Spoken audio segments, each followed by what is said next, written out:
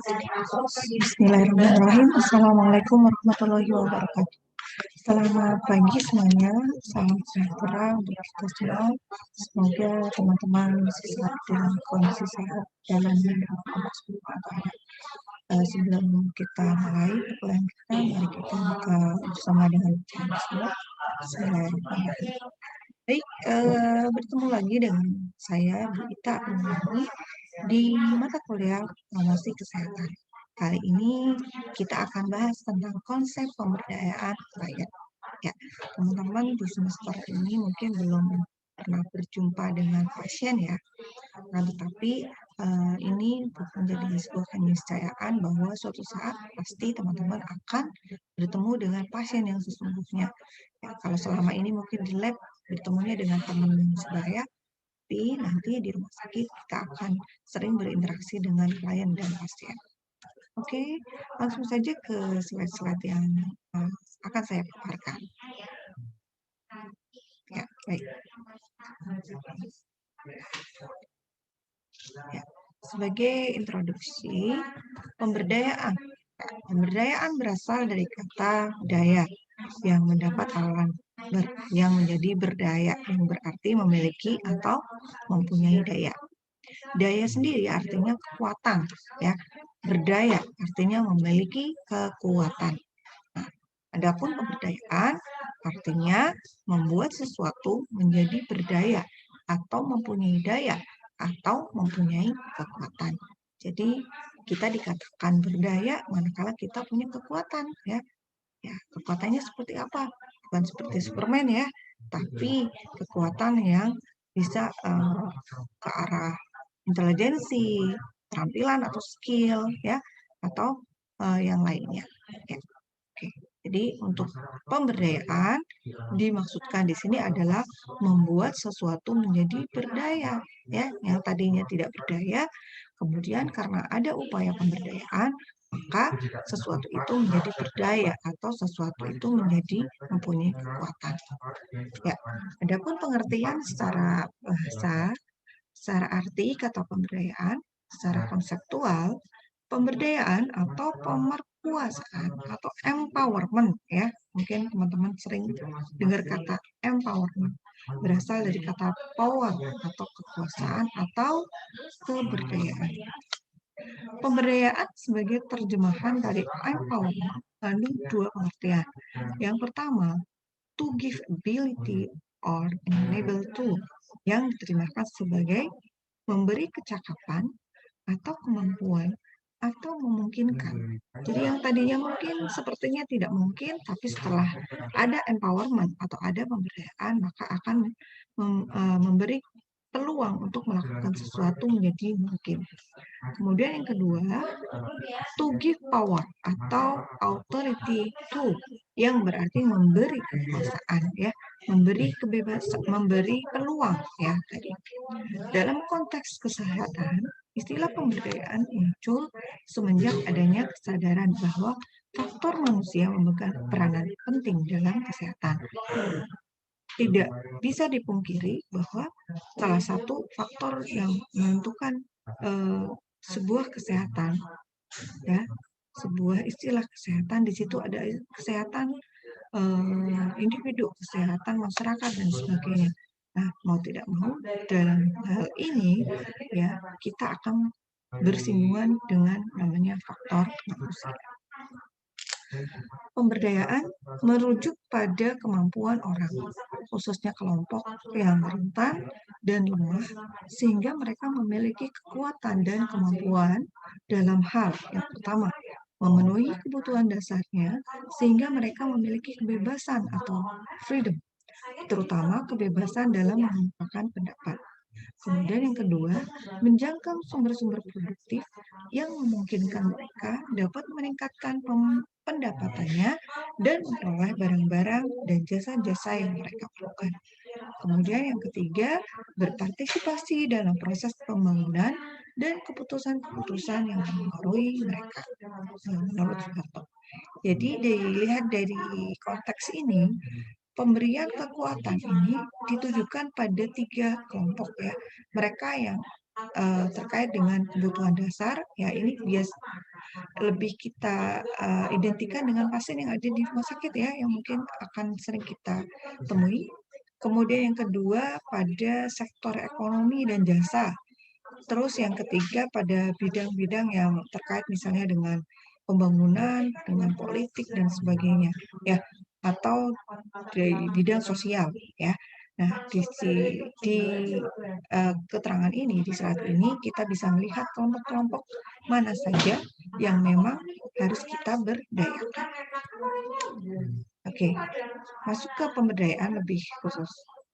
Pemberdayaan adalah sebuah proses dengan nama orang menjadi cukup kuat untuk berpartisipasi dalam berbagai pengontrolan atas dan mempengaruhi terhadap kejadian-kejadian serta lembaga yang mempengaruhi kehidupannya.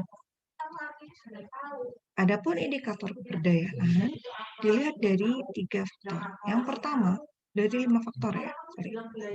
Ada tingkat keberdayaan pertama, adalah terpenuhinya kebutuhan dasar atau basic needs ya. Nah, ini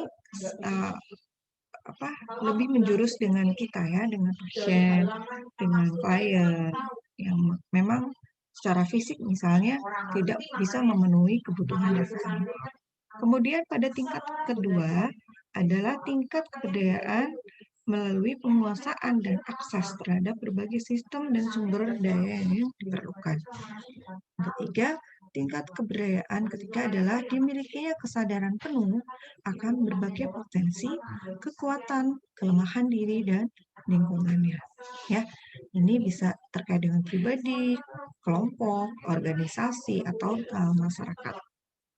Kemudian yang keempat, tingkat kebudayaan keempat adalah kemampuan berpartisipasi secara aktif dalam berbagai kegiatan yang bermanfaat bagi lingkungan yang lebih luas. Ini bisa perorangan, bisa kelompok juga ya. Ini terkait dengan bagaimana kemampuan untuk berpartisipasi, untuk memberikan sumbangsih ya, baik tenaga, pikiran dan sebagainya ya. Biasanya ini bisa kita lihat dalam konteks upaya promosi kesehatan yang lainnya juga. Selanjutnya yang kelima adalah kemampuan untuk mengendalikan diri dan lingkungannya. Tingkat kelima ini biasanya dapat kita lihat dari keikutsertaan dan dinamika masyarakat, terutama dalam hal mengevaluasi dan mengendalikan berbagai program dan kebijakan institusi dan pemerintah. Ya, ini skupnya bisa lebih luas dan di tingkat keberdayaan kelima ini bisa dikatakan tingkat keberdayaan yang paling tinggi karena ini sudah mencakup bagaimana mengevaluasi. Jadi tidak hanya ikut berpartisipasi saja, tapi bisa sampai prosesnya itu selesai, kemudian mengevaluasi dan juga merevaluasi, melakukan kembali cross check dan melakukan perbaikan kembali. Sehingga indikator keberdayaan bisa dikatakan bagus jika partisipasi dari audien atau yang kita tuju untuk melakukan promkes ini sudah ada di tahap kelima. Ada 8 prinsip pemberdayaan. Yang pertama, meeting the client immediate needs, yaitu upaya pemberdayaan yang dilakukan oleh pekerja sosial yang harus diarahkan untuk memenuhi kebutuhan klien yang sifatnya mendesak, yaitu kebutuhan untuk dapat bertahan hidup dan rasa aman. Nah, ini identik dengan perawat ya. Oke. Kemudian yang kedua, accepting the client definition of the problem. Kesediaan pekerja sosial untuk menerima masalah yang didefinisikan oleh klien akan berdampak pada terjalinnya kepercayaan antara klien dan pekerja sosial. Dalam hal ini adalah perawat. Relasi yang dilandasi oleh kepercayaan akan sangat membantu perawat dalam hal ini dalam mencapai tujuan pemberdayaan. Jadi kalau ada trust antara perawat dan klien, itu menjadi modal utama bagi perawat dalam hal pemberdayaan klien. Prinsip ketiga adalah share power atau sense of control. Kegiatan pemberdayaan yang dimaksud di poin ini adalah kegiatan pemberdayaan yang dilakukan yang dapat meningkatkan kekuatan klien untuk mampu mengontrol kegiatan atau kejadian yang berpengaruh terhadap kualitas hidupnya. Misalnya, contoh pasien-pasien yang menderita penyakit jantung, bagaimana ketika di rumah itu bisa mengontrol makanannya sesuai dengan pola yang dianjurkan oleh tenaga kesehatan. Ya, jadi sudah ada kontrol, ada upaya untuk kontrol kualitas hidup. Kemudian yang keempat, education regarding results and skill. Prinsip ini menegaskan bahwa pemberdayaan dapat dilakukan dengan cara mengajarkan klien tentang sumber dan keterampilan untuk mengakses sumber lain. Keterampilan ini perlu agar klien mampu mengakses sumber-sumber yang mereka butuhkan. Jadi, di prinsip pemberdayaan yang keempat ini, perawat mengarahkan klien untuk bisa mengakses sumber daya yang mereka butuhkan. Ya, kita bisa melihatnya bagaimana si pasien ini proaktif untuk mengatasi masalah kesehatannya, misalnya dengan cara memperbanyak pengetahuan. Oh, begini, begini, begini. Kalau misalnya ada yang tidak tahu, mereka tanya ya ke perawat atau ke petugas kesehatan yang lainnya. Nah, di sini perawat juga bisa mengakses nih sumber daya yang bisa dilakukan, yang bisa didapatkan ya untuk mendapatkan pembiayaan yang murah dan sebagainya. Nah, mereka menghubungi BPJS dan sebagainya. Ini juga salah satu upaya pemberdayaan. Kemudian yang kelima, creating a collaborative cohesive relationship. Maksudnya adalah bagaimana klien melakukan atau mengupayakan adanya sumber yang sifatnya terbatas dan seringkali tidak dapat digunakan pada semua situasi. Bagaimana memberikan pengetahuan dan pengalaman pada klien dalam memperoleh sumber-sumber yang baru untuk setiap situasi yang berbeda dan berbagi tanggung jawab dalam memanfaatkan sumber tersebut dan dapat membantu klien untuk menciptakan relasi kerja secara lebih baik. Prinsip yang ke-6, using mutual support group. Nah, orang yang tidak berdaya seringkali merasa terasing dari lingkungan sosial, sehingga mereka tidak memiliki pengetahuan dan keterampilan dalam memperoleh sumber dan keterampilan pemecahan masalah. Nah, untuk kelompok sosial yang seperti ini, dukungan dari kelompok lain dalam kegiatan bersama akan sangat membantu klien untuk mengurangi perasaan terasingnya, sehingga butuh ada kelompok-kelompok khusus ya.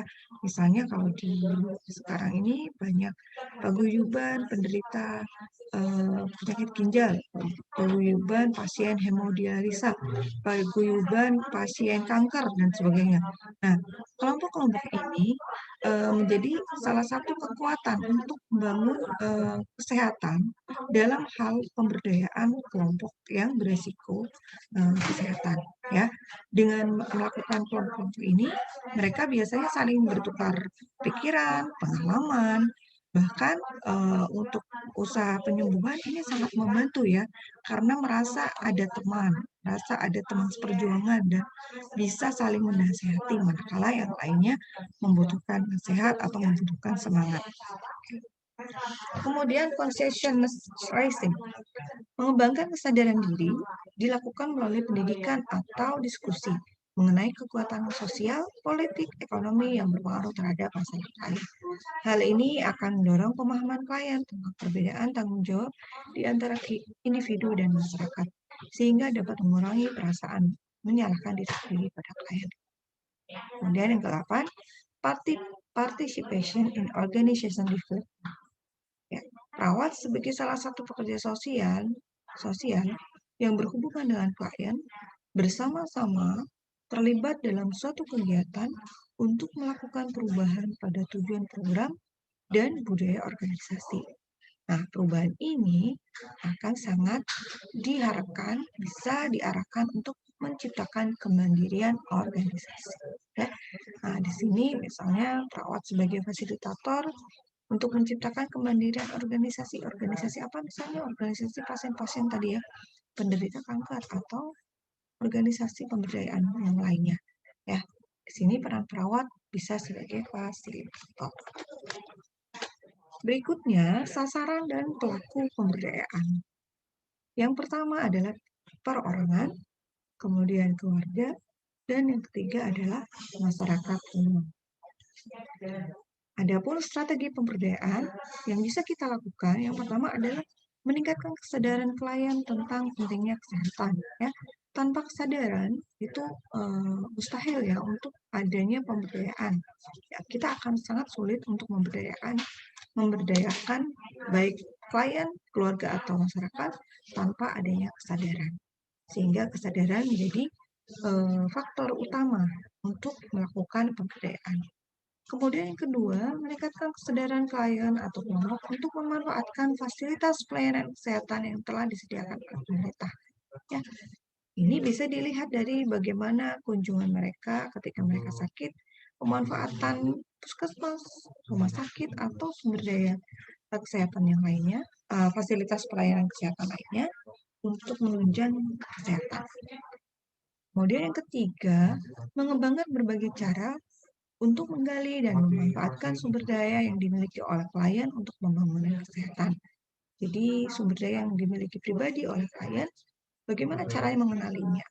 Ya, ini bisa dilakukan melalui strategi pemberdayaan. Yang keempat, mengembangkan berbagai bentuk kegiatan pembangunan kesehatan yang sesuai dengan kultur budaya klien atau masyarakat setempat. Ya, jadi misalnya kalau ada budaya, kalau di masyarakat kita ada apa namanya, biasanya kan ibu-ibu suka ngumpul. Nah, itu digunakan sebagai dasawisma ya. Kalau sekarang dasawisma bukan hanya ajang untuk kumpul-kumpul, untuk rumpi-rumpi, tapi diselingi dengan informasi kesehatan dengan cara mengundang petugas kesehatan dari puskesmas untuk memberikan penyuluhan atau pemberian informasi kesehatan. Nah, ini adalah salah satu strategi pemberdayaan. Kemudian yang kelima, mengembangkan manajemen sumber daya yang dimiliki masyarakat secara terbuka atau transparan. Ya, manajemen sumber daya misalnya dengan cara melihat nih dalam satu desa misalnya yang lulus sarjana berapa orang. Nah, dari lulusan sarjana ini kemudian dijadikan kader pioner atau duta kesehatan di daerah tersebut untuk mengkampanyekan misalnya pola hidup bersih dan sehat atau bagaimana dalam hal misalnya kalau sekarang ini dalam hal pandemi, bagaimana pengupayaannya, controlling, menjaga kesehatan dan sebagainya. Nah, ini salah satu cara atau strategi pemberdayaan. Berikutnya langkah-langkah pemberdayaan klien. Yang pertama adalah mengidentifikasi masalah, penyebab masalah, sumber daya yang dapat dimanfaatkan untuk mengatasi masalah. Kemudian yang kedua, mendiagnosis masalah ya. Jadi setelah diidentifikasi, kemudian kita diagnosis manakah masalah yang perlu alternatif pemecahan dengan segera atau bisa berpotensi juga ya, potensi untuk dipecahkan. Yang ketiga, menetapkan alternatif pemecahan masalah yang layak, merencanakan dan melaksanakannya.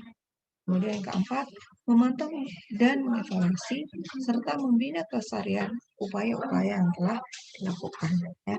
Jadi langkah pemberdayaan klien itu menyeluruh ya, mulai dari identifikasi sampai kemudian evaluasi. Hampir sama seperti proses asuhan keperawatan. Ya. Oke, nah itu tadi materi yang bisa saya sampaikan terkait dengan pemberdayaan. Teman-teman bisa mengembangkannya dengan membaca literatur, baik dari buku, dari internet, ya, atau dari apa namanya artikel-artikel kesehatan yang bisa kita lihat bisa menambah wawasan teman-teman ya terkait dengan pemberdayaan klien. Jangan hanya berpangku pada materi yang saya berikan. Saya berharap teman-teman akan lebih banyak melakukan discovery learning terkait dengan materi ini. Ya, oke, selamat mencari, selamat belajar, semoga bermanfaat. Assalamualaikum warahmatullahi wabarakatuh.